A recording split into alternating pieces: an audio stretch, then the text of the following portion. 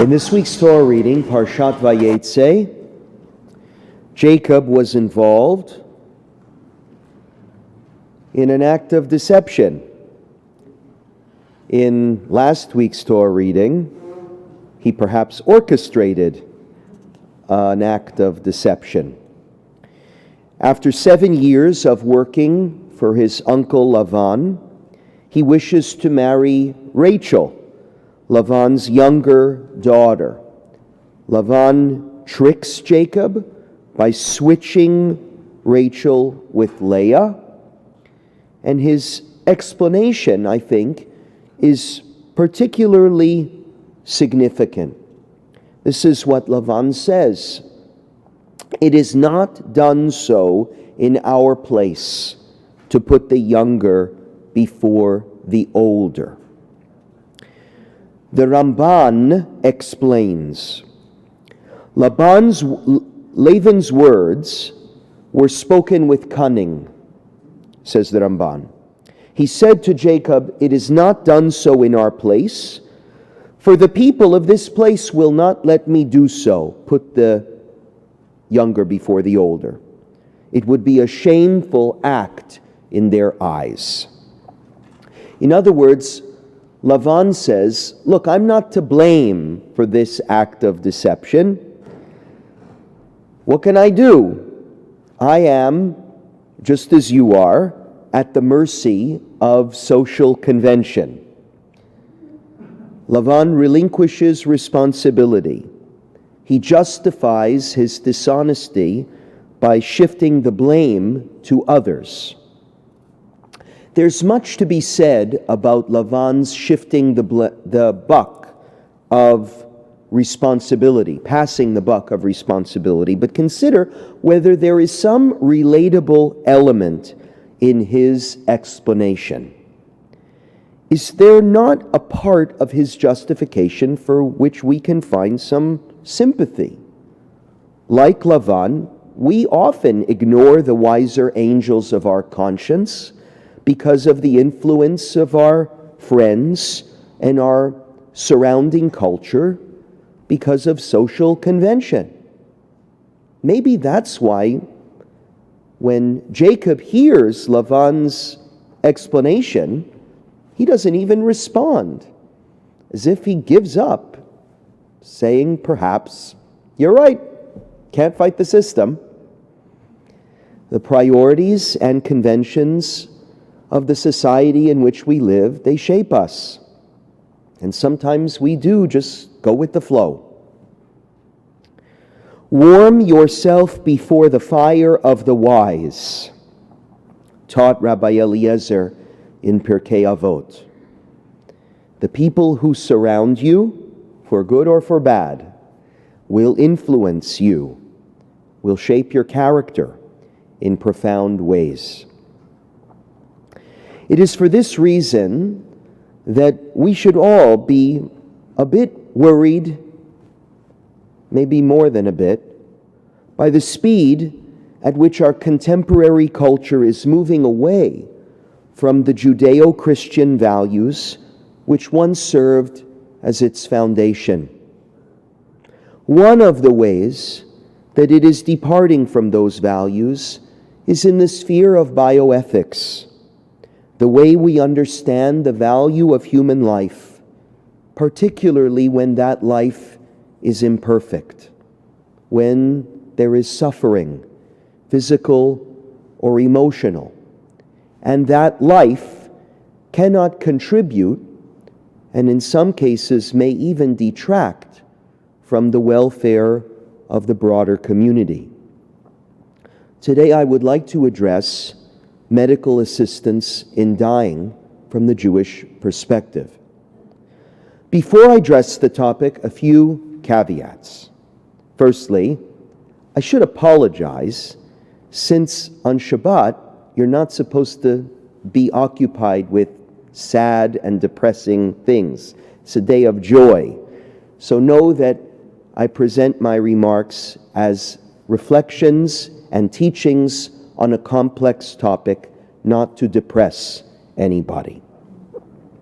Second, We should remember never to judge anyone else unless you are in their position, and you will never be in their position. Whatever I say today is not meant to be taken as an expression of judgment on anybody's decision and shouldn't be interpreted as such.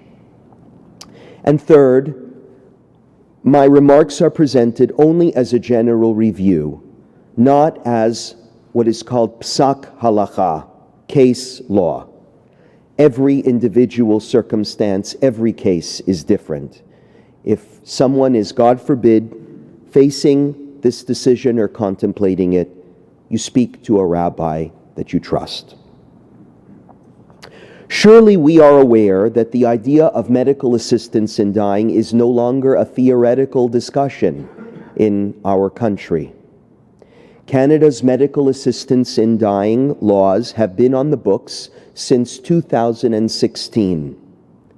They have allowed severely or terminally ill and disabled people to choose to die by either euthanasia, lethal drugs administered by a physician, or physician-assisted suicide, which typically entails a provider prescribing lethal drugs to a patient that the patient then takes independently.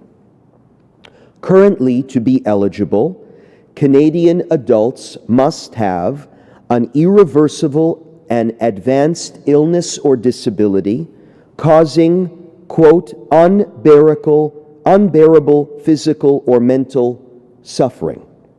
They must request made voluntarily without external influence. They must be informed of other treatment options. They must sign a written request with a witness present and get assessed and approved by 2 independent physicians or nurse practitioners. The number of MAID deaths in Canada has grown tremendously from the time the legislation was first put on the books.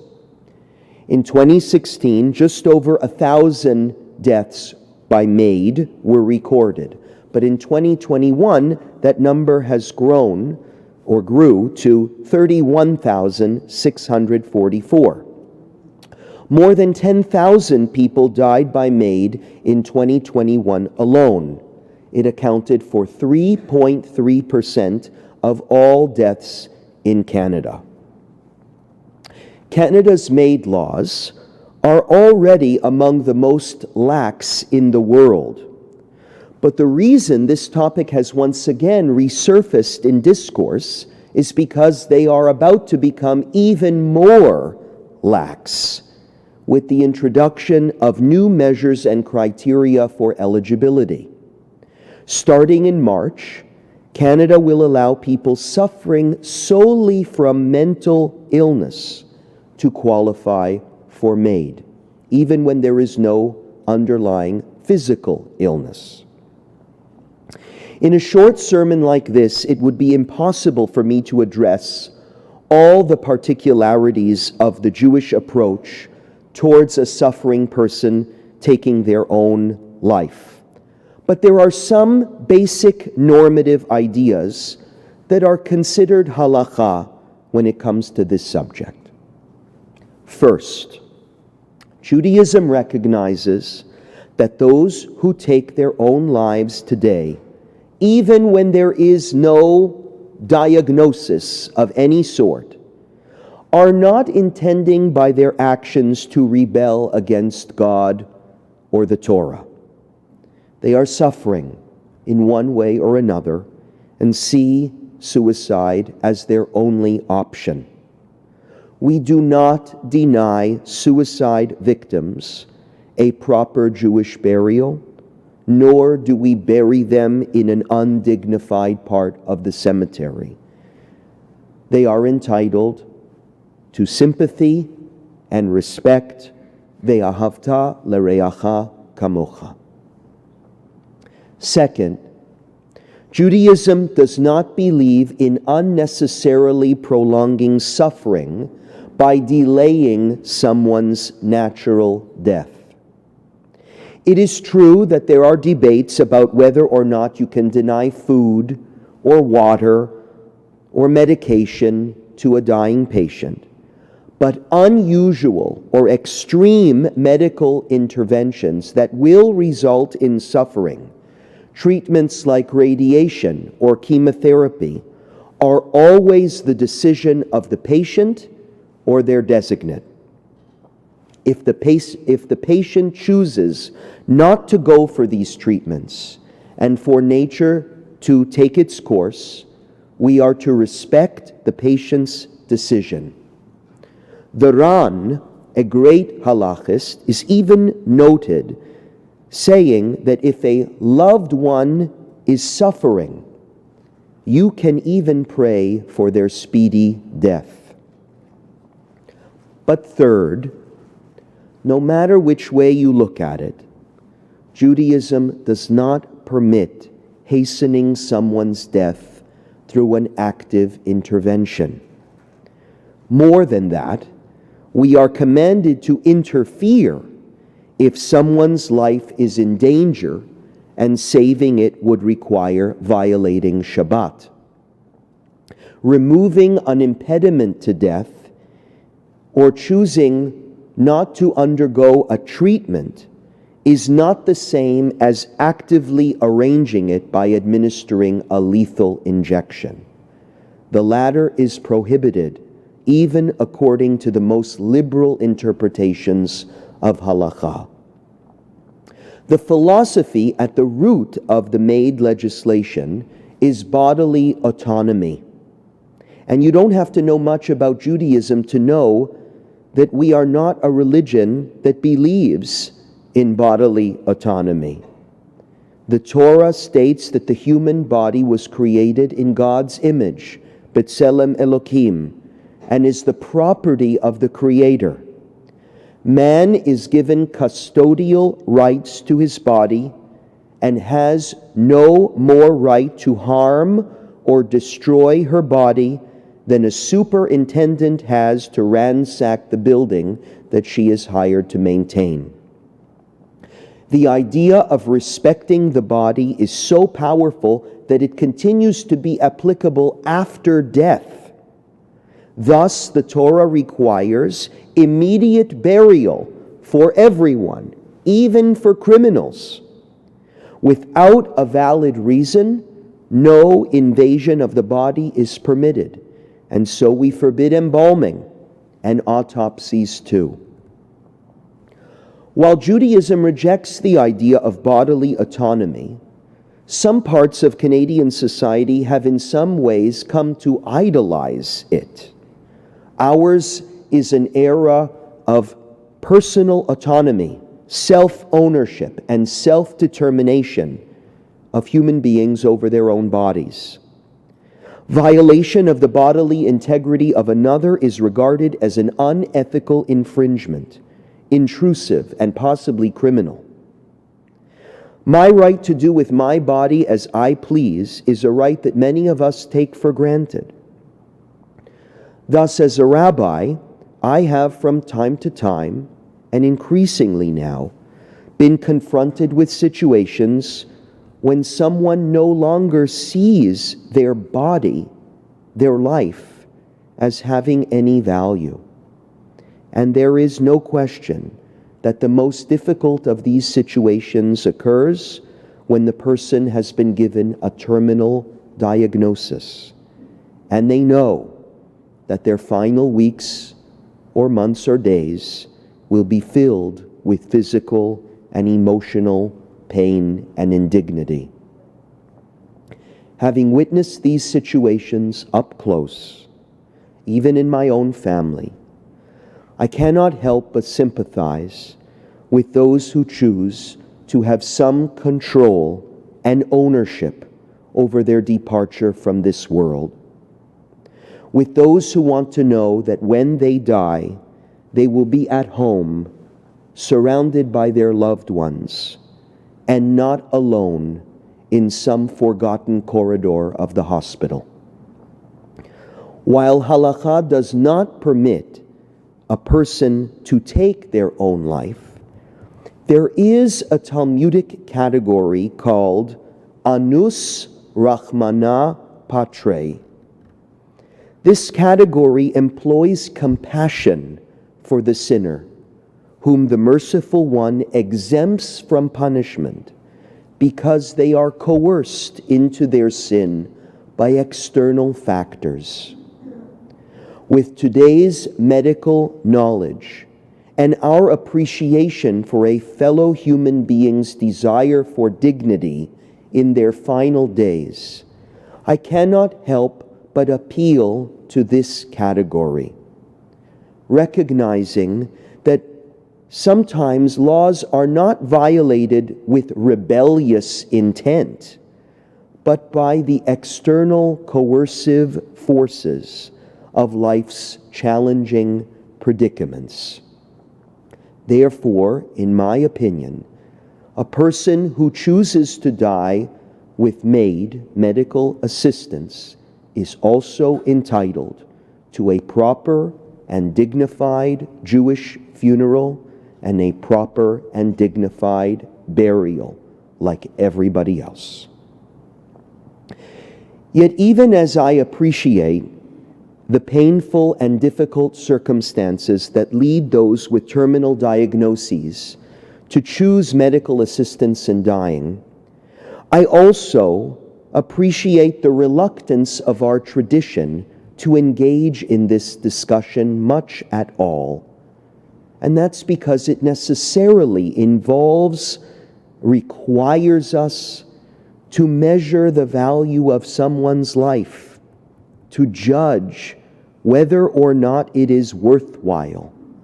How much pain is too much pain, for instance. Such analyses require subjective examination, the sort of which the Jewish tradition is understandably reluctant to tackle. And this is a crucial point. The prohibition against medical assistance in dying is not simply halachic.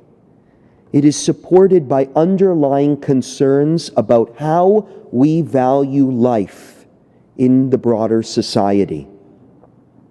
When life is valuable only if it meets and reaches certain measurements, we open a Pandora's box that leads inevitably, in some cases, to murder.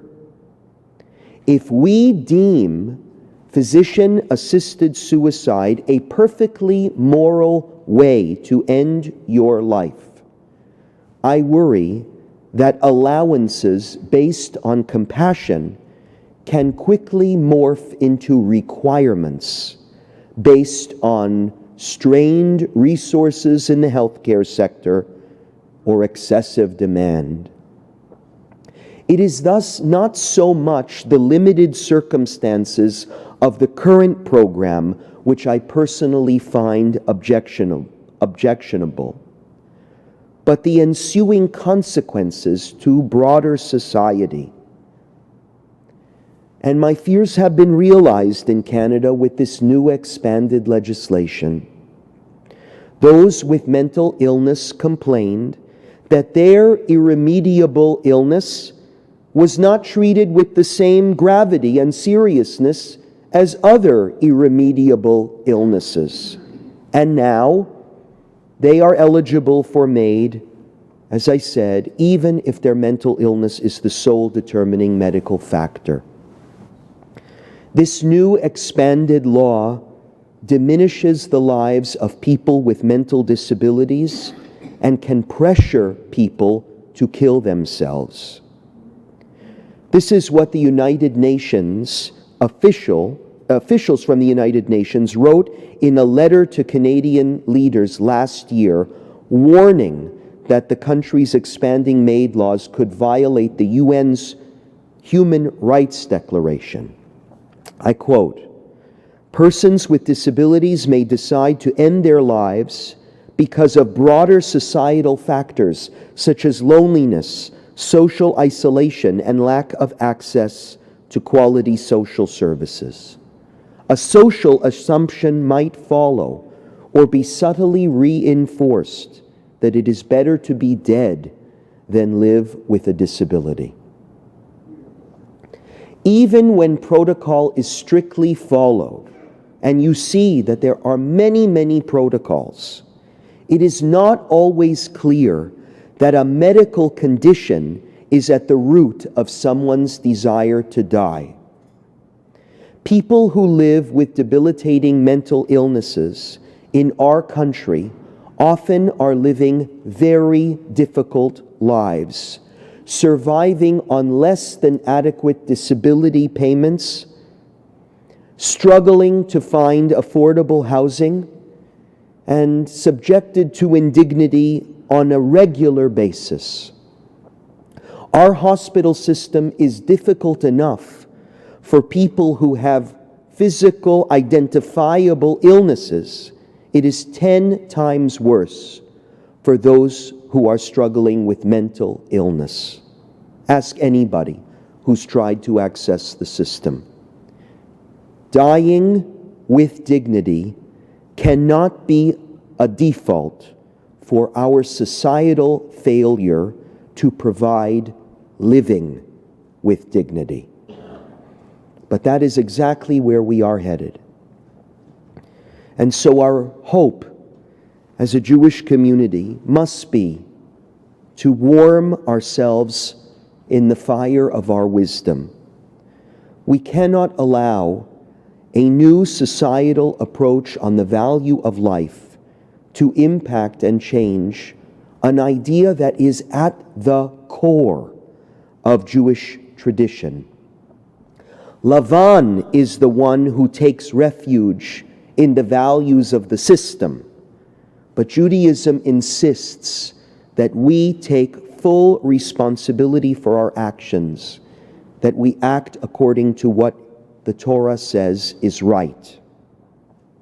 This is a central theme of the approaching holiday of Hanukkah. During the Second Temple period, the world was greatly influenced by Greek culture and its outlook on life. Many Jews saw value in Greek civilization and philosophy, a philosophy which, by the way, often glorified suicide, seeing some virtue in death at the body's prime age of physical perfection. Hellenistic Jews abandoned Torah values, and they rationalized their behavior just like Laban did by referring to the spirit of the times. The Maccabees felt differently, proclaiming in the words of Mattathias, "Whoever is for Hashem, to me la Hashem Eli." In our day, those of us who are for Hashem need to remember that the sanctity of human life is not just the basis of Judaism. We believe that it is the basis of any godly civilization. This principle needs to be defended in a world increasingly obsessed with maximum efficiency, maximum productivity, and maximum consumption. I can't say it clear enough. Just because a life is not perfect does not mean that it has no value. Just because a life is not perfect does not mean it is not important. And when this notion is challenged, we need the strength and courage to defend it and the good judgment to resist it. So again, I hope this hasn't depressed anybody on Shabbat. I offer these remarks in the spirit of humility and truth. It's a difficult subject, but only intended to be presented in that spirit. Shabbat Shalom.